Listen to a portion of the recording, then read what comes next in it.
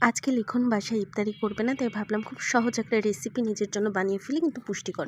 তো এরকম পাউরুটির উপরে রসুন সস দিয়ে, তার মধ্যে কয়েকটা চিকেন দিলাম, চিজ দিলাম, উপরে গাজর আর শসা দিয়ে, তার উপরে আরও একটু চিজ দিয়ে পাউরুটি দিয়ে বেক করে নিলাম। আমি যেহেতু একটু চিজ বেশি খেতে পছন্দ করি, তাই এক্সট্রা চিজটুকু পাউরুটির উপরে দিয়ে বেক করে নিলাম। এর মধ্যে একটা বাটিতে টক দইয়ের মধ্যে খেজুর মিক্সড করে নিলাম। এটা খুবই ভালো লাগে খেতে, খুব শান্তি শান্তি লাগে।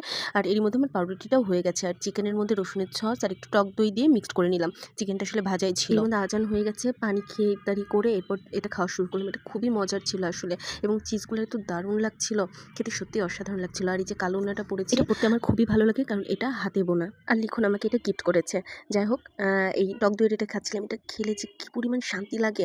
আর চিকেনটা তো অসাধারণ হয়েছে। সবকটা রেসিপি একেবারেই সহজ, কিন্তু পুষ্টিকর, প্লাস খুব শান্তি শান্তি লাগে খেতে, এবং এত মজার। এটা আপনি ট্রাই করে দেখতে পারেন, খুবই সহজ, এবং খেয়ে দেখতে পারেন। সারাদিন রোজা থাকার পরে খুব শান্তি একটা ফিল কাজ করে, খারাপ লাগে না। এবং এমন একটা হেলদি ইফতার খাবার পরে আপনার মনেই হবে না আপনি সারাদিন রোজা ছিলেন।